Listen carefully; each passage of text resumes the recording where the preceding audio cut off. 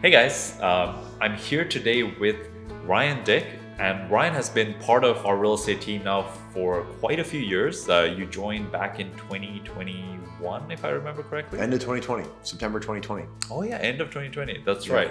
So it's been a few years. We're now partners in this real estate business, and I wanted to, introduce Ryan to you guys, but also just ask him a little bit about his story when it comes to real estate investing and sort of how he got to where you are today. Yeah. All right.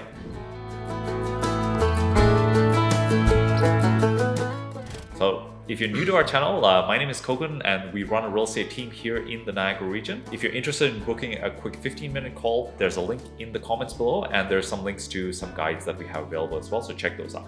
All right, let's dig into it. So you grew up here in the city of Wellen. Yeah. Tell us a little bit about, your upbringing here. I know you played a lot of sports and that led to a few other opportunities. Why don't you share a little bit about that? Yeah, for sure. Yeah, I was pretty much lived in Wellen my whole life. Always in the same house with my parents over there by Niagara College. They still live there today. And yeah, it was great. I played a lot of sports growing up, like, hockey, soccer, lacrosse. Golf was a big one for me. I put a lot of time into golf. I worked at a golf course as a kid, and if I wasn't working, I was basically playing golf. It was kind of my little escape, and I really liked it. It afforded me some opportunities as well. Like I ended up getting a scholarship down in St. Louis, went to Lindenwood University there, played on the golf team for all 4 years, and kind of got to come back home, did a little bit of traveling, met some of the people that I met when I was down at school, went over to Europe for a little bit, and then kind of had to eventually kind of grow up and get a real job. So. well, one of the cool parts about that is during that time period after university, you actually were with our other team member, Hanish. Yeah. Why don't you share a little bit about that? Yeah, no, so I was in Spain at the time. I was just finishing up visiting some friends there, and I remember very clearly I was on a bus driving through like the Sierra Nevada mountains, and I was just all by myself, and I was like, I don't want this to end.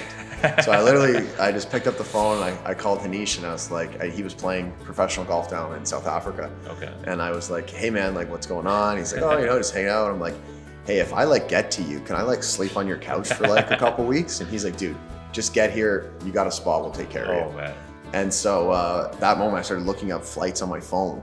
I was like, oh, can I as I'm in the south of Spain, Africa's right there. Should be a simple flight, I was thinking. Long story short, it was actually way more money to fly from Spain to South Africa than it was to fly home and then fly from Toronto to South Africa. No. Yeah, so I think I flew home. I got home maybe at 10 o'clock at night or something one day. And then I ended up leaving, I believe 36 hours later. I wasn't home for 48 hours. I basically went home, saw my parents, and hey, great, thanks, bye. Ended up going down. I think I ended up staying down there. I caddied for him, and ended up going to see his hometown back in Zimbabwe. And it was a really great experience. I think I was there for a little over 3 months, and then came back home and kind of, got to work, so to speak. But. Yeah, so I know you've had a few different experiences work-wise. Anyway, since working with you for a few years now, how good you are at talking to people. And something that comes to my mind is I've never had someone talk to you and then tell me afterwards that they didn't have a good experience in that conversation. But yeah, tell us about what were some of those experiences? I know in Florida you had some experiences, here you had some. Yeah, I think growing up on a golf course, particularly working in a golf course, I was always either in guest services or ended up, bartending as I got kind of older. You're always kind of working with people, and your, kind of job on that day is to make somebody feel good, right? And that's kind of when somebody meets you, you're the first person they see on property. You want to try and make a good impression with them and make them feel welcome, make them feel good. Similarly, if you're bartending at a bar, somebody comes and sits down at your bar, you want to make them feel good. You want to make them feel at home and maybe stay there for a little bit longer, have a couple drinks with you, right? Kind of thing. So I think it was kind of just always in my nature. My mom's a very talkative person as well. Anybody who's met my mom would definitely say that. And, I think some of that's what I did, and some of that's obviously my genes and coming down of it. It kind of actually led me to this. I was bartending at a golf course, and the guy who used to own the brokerage where we're at now, he went and he was like, what are you going to do when you grow up, Ryan? And I was like, I don't know, Bill, maybe I'll sell something. At this time, I didn't really know what I wanted to do. And he was like, well, you should come work for me. I was like, what do you do? He's like, I own a real estate brokerage.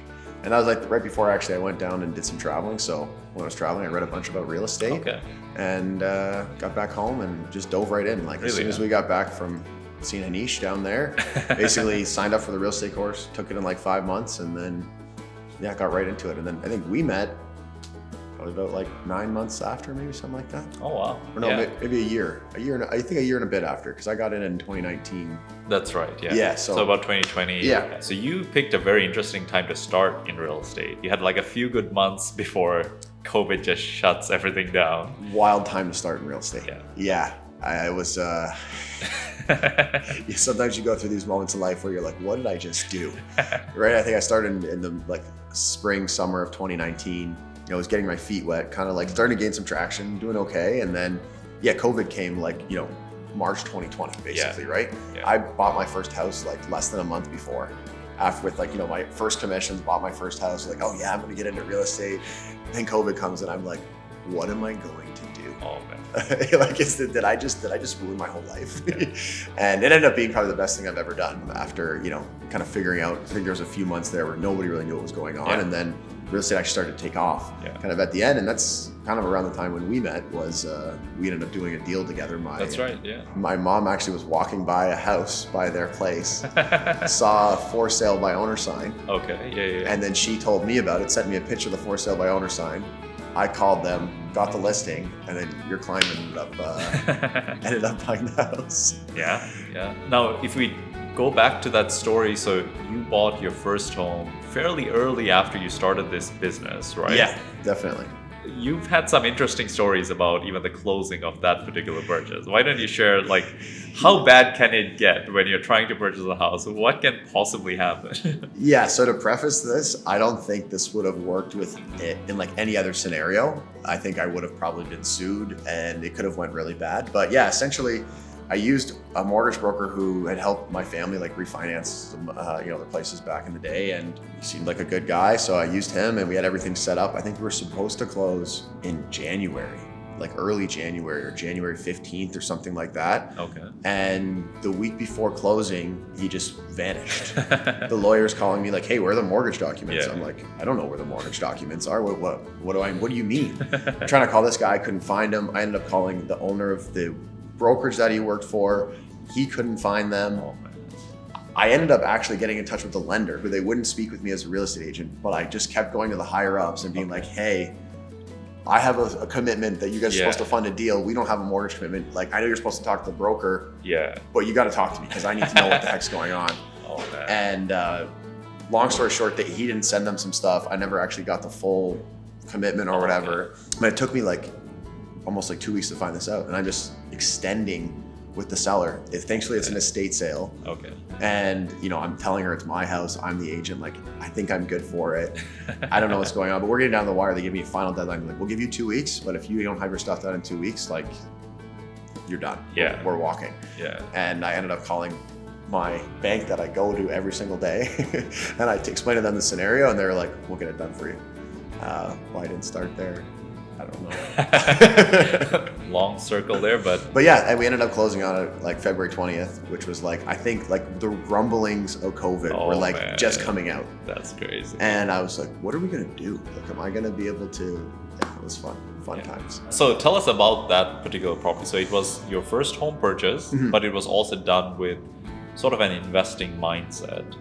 Walk us through what that property looked like, what you did to it. Yeah, so also, like, looking back in hindsight, probably would never have bought that property knowing what I know now. Interesting. Definitely was not the ideal property to do what I wanted, but I wanted to buy a property where I could house hack. Okay. And so basically my price range was low. This was like one that I thought I could house hack. And so we ended up purchasing it. It had a separate kitchen and bathroom already in the basement. Okay, nice. So we ended up moving into the basement. It was like very much unfinished, but there was carpet and a kitchen and bathroom and concrete floor. And we moved into there. My dad at the time wasn't working like full-time kind of thing. Again, COVID and everything like that. And I had some other family members who were also kind of in that same thing. And so did my girlfriend. And so we ended up all just kind of like working on the upstairs of the house. We just redid it all. We put in a 22-foot beam. We redid the kitchen, redid it all, and then ended up renting that out while living in the basement to save up some more money so that we could end up finishing the basement. So those people ended up moving out in like 8 months. We knew it was like a short-term thing based on the agent. And then we moved upstairs, took the money we made from renting that out and finished the basement and refinanced it at a great time in 2021 when prices were way elevated from when we initially bought it, and we were able to use that money to go buy our current home, which was great. So Yeah. In this kind of market, how you can get in and how you can even get ahead, because now you own that property, it's fully rented out as an investment. It's cash flowing. It's great. Yeah. And that allowed you to then purchase your current home. And talk us through your current home. It's a similar kind of setup. Similar right? setup. Yeah. Also had a separate kitchen, separate bathroom in the basement.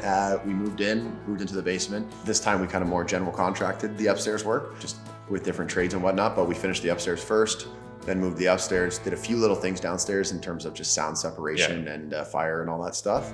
And then, we ended up renting that out. We have great tenants in there. So we live upstairs and our tenants rent from us below. And it's when rates do what they've done in the last little bit, kind of having these extra factors of security. Like if we just had a regular home and, say we're on a variable rate mortgage, we would probably not be as comfortable as we are now by having cash flow from another property as well as supplementary on the current mortgage payments, right? So yeah, it's a great lesson when starting. I think it depends on sort of where you're at. Like, if you've lived in a home for a while, built a bunch of equity, then, use the whole home. It doesn't matter as much maybe, but you always have the option of going back to using the entire home whenever you want. Yeah. Right? So while you don't need the extra space, rent it out, get some income. If you need the space or just want the privacy in the future, you already own the home. You don't have to do anything, right? Yeah, exactly. Like, if you think about a regular scenario for like a lot of, young, late 20s, early 30s couples, right? Like with the prices of home these days, most people are renting an apartment or something like that, right? So we basically are like, we're renting an apartment from ourselves is essentially what we're doing, right? And so we're now paying down the mortgage. It's less than we would rent it for if we were, renting off somebody else, and we get all the benefits of owning the home. And then eventually, hopefully as family and stuff progresses, we'll probably take it over. But by that point, we'll have had kind of the pay down and the appreciation and all that. It's a nice concept, right? You're future proofing yourself. You're buying a home bigger than what you need and renting it out so that you don't need to move as quickly when you need the extra space. Right? Yeah, exactly. And it's funny, like, you obviously changes. Like when we bought it, we were kind of planning on maybe kind of doing that same thing again, taking the equity out and continuing to move. Now we've been there for a while and we really like where we are. I kind of like it. We're like, we don't really want to move though. This wasn't the original plan, but we're even now like, we could probably stay here for a very long time once we take over the whole house. And, it's funny how that can kind of work out. Okay, so around that time, that was early in your career, about a year, close to a year later, we met, we did our first deal together. And then, what's been some of the highlights since then? What have stood out in terms of moments that, I remember a few moments like the very first client who, I think in our first conversation, I kind of told you like, look, I'm kind of getting to my limit here. There's not more capacity I have to work with people. People are just reaching out, crazy busy time, right? And I think I connected you to one of the people reaching out at that time. And within 3 days, they had bought a property. Yeah. Right? I remember that. That was like crazy, like that guy's, I think, bought like 4 or 5 properties with us since too. yeah, crazy. So what have been some of your sort of highlights or just moments that you're like, that have stood out? Yeah, I mean, I think like it was probably, I want to make sure I get my years right here, but I'm pretty sure I am. Like, I think we met in like September of 2020. Yep. And I maybe had done a dozen-ish deals in the year and a half or whatever, maybe a touch more, but it was no more than a few teens kind of thing, right? And then we started working together. We had that guy who was eager to buy and, I happened to be there right time, right place, and got a few other kind of deals done. And then I remember the following spring, it was spring of 2021. Yeah. Which was like a really crazy time. If you guys remember that, it was multiple offers central. And I remember in like February of like the first 90 days of that year, I think I wrote 100 offers. Dang. And I was crazy. Just like working as hard as I possibly could. I was like, I went from doing like 15 deals to being like, I wrote 100 offers in 90 days, but I wasn't getting much done. And then I think like a month later, got like 10 deals done or something like that, right? Like it was like crazy. It was like, I did 15 deals last year, I just did 10 deals this month. How is this even possible? But really a whirlwind of how, kind of going from being an agent on my own and being new, trying to like figure everything out. Obviously I had some great support here at the brokerage with some older agents and stuff like that, but it was a different time. Nobody really knew how to get leads and do things during COVID, and, kind of plugging into what you had going was, it was just like a full 180. right? From not knowing what I was going to do every day to how do I get clients to being like, I got to get up because I got to work because there's a lot of people who want to make offers and, they're sitting there on the table kind of thing, right? So crazy how quickly that all kind of developed and changed. And obviously we ran with it, well, as long as we could, really, right? As long as people were buying investors, we kind of banged that out. Obviously things have changed a little bit now here at the tail end of 2023. But.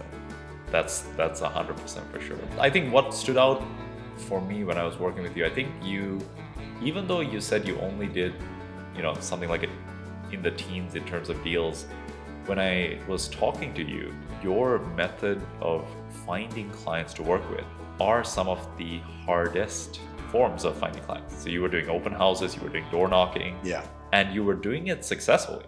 I did a few deals. You were calling like the for sale by owner, and like those are, yes, there are ways anyone can get a client, but not many people do it successfully. And the fact that you had done it the hard way, I feel prepared you so that when you're now working with a client that's a little bit more interested in doing a deal, you've put in the sort of time to prepare to be ready for that, right? And I think, things really did click for you. And I remember because around that time I had really stepped back because my daughter was born. Yeah, because that was spring 2021. Spring 2021, yeah, right? Yeah. So that timing couldn't have been better.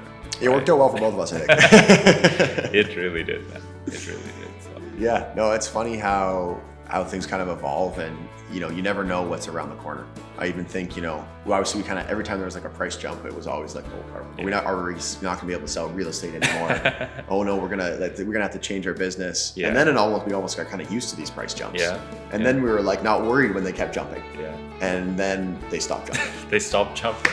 Investors stopped buying, and that's kind of, I think it helped us evolve a lot. And now we're, I think in probably a better place than we were then. But with what happened, you wouldn't think that, I guess, right? As like a real estate market takes a massive downturn, you're not thinking that, at the end of that downturn, we're going to be in a better place than when we were at the peak. Yeah. But I think that's kind of what's happened, and it just goes to show you kind of just got to roll with the punches, right? So. Yeah, we've now covered a little bit of sort of your backstory and how we got to where we are today. Yeah. There's a few things that I really respect about you just working together over the years. And, I'd like for you to share just a little bit about your values, your principles, the things that you live by. From my perspective, the one thing that I've noticed is you are very both committed and consistent to the things you choose to do. Like we go to the gym, and I feel like I need you to be there for me to show up. But I know for a fact, if I'm not showing up, you're still going to be there. You're still going to go to the gym and get it done. Yeah. Right? So why don't you talk what are some of the things you live by? What's important to you? Yeah, for sure. I mean, I think, kind of just to touch on what you mentioned there first, like growing up, I think like the actions over the results was always a big thing kind of in my family. Like it didn't matter if you win or lose, but you better have gave it 120%. Right. And if you did that, then it was okay. If you lost, it was in. But if you won and you gave 50%, that wasn't okay. Right. And so I think growing up, it was always that kind of hard work, do what's right, even if no one's kind of watching, so to speak. It's what you're doing when nobody's watching. That's what's going to make you successful. Yeah. Right. And so that was always kind of, I guess, instilled in me at a young age. And I find, fortunately, it's kind of stuck with me. And I take that and I think, everything I do, whether it was sports growing up, or that's how I learned it really, was sports growing up. And then, kind of translating that now into my business life. I think it's probably one of the biggest things for me, for sure. Obviously, caring about, the other people that you're with, and, kind of putting up the person above any event, I think is another one that's big for me. But where does that come from though? I don't know. That's a good question. I don't know. I think I don't have a moment in my upbringing or something specific like that. But I don't know. Maybe it's just the different experiences that you have. You kind of, I don't know. I can't put my finger on one specific experience, but I think just over the course of life, whether it was growing up in the school that I was in, or going and traveling a little bit, or kind of being on my own and living on my own at kind of a young age, going away to school and then going to another state, another country far away from my family, and kind of having to make friends with other people and also kind of give other people the benefit of the doubt because you were hoping they were giving you the benefit of the doubt, right? If everywhere I went, nobody gave me the benefit of the doubt, I would have had a really hard time all by yourself when you don't know people, you don't have family, you don't have friends when you go to a new place. So being able to go to a new place and kind of be received in that way where people are giving you the benefit of the doubt, I think it kind of almost had that impression upon me that I want to do the same thing for other people, right? Yeah, I think even, a lot of the clients we work with, a lot of the people you meet, you don't know them from Adam, right? Yeah. So if you can kind of give them the benefit of the doubt when you first meet them, they probably appreciate that, than as opposed to if you're like the opposite, right? Yeah. So. Okay. Yeah, I mean, anything else come to mind in terms of like principles you live by, or just? Yeah, not really. Like, I think, I try and keep things pretty simple for me. Like, I know everybody's kind of different in that way, but for me, it's like, okay, what's the simplest way I can come to a conclusion of whether, I did a good job or I'm fulfilled or if I'm happy, right?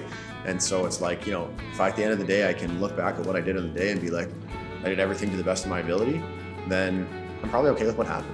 Right? You can't really control what's going to happen. You can't control the results. Yeah. You can't even really control what you're going to have to deal with. You can to an extent by dealing with other certain things, but you kind of just like take with what comes at you. And if you can say, hey, I did that to the best of my ability, and you can accept whatever that result is, it's probably going to be okay.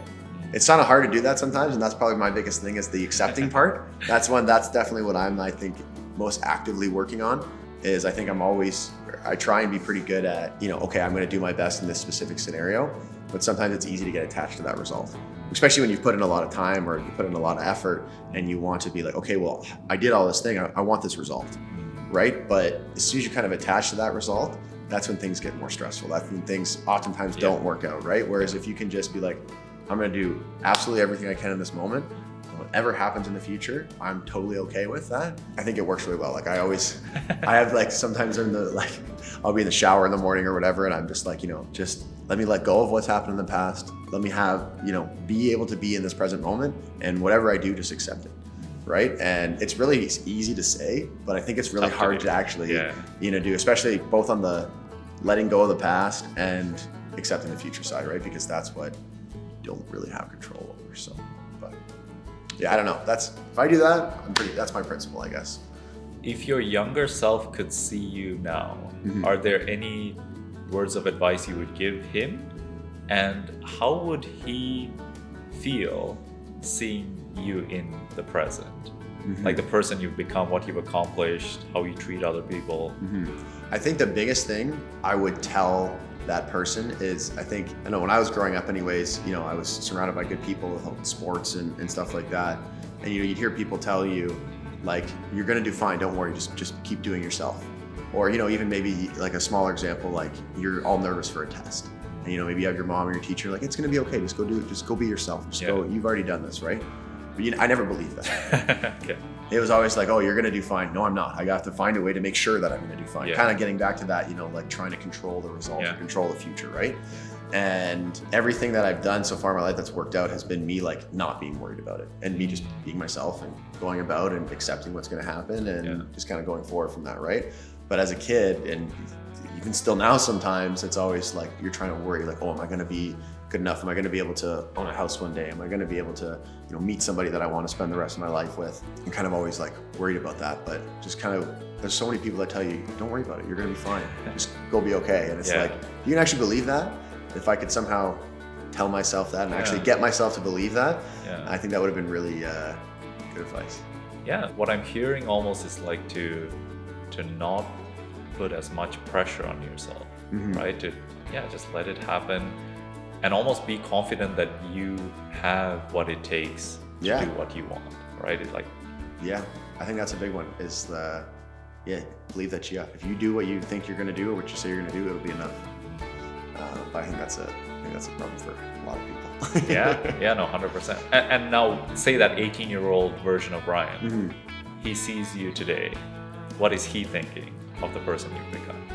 Yeah, I don't know. I think he's pretty happy. I think he's probably did better in a business sense than I think he probably thought. Probably thought I was going to do better in athletic sense back then than ended up happening. But I think, take it into the grand scheme of things, I think, be pretty happy kind of thing. And be pretty proud of where I've come. But yeah, it's funny where, you want something in this way, but all this time and effort that you did into that has actually helped you in every other way, right? So it's kind of, again, just getting back to that acceptance of the results. It really does.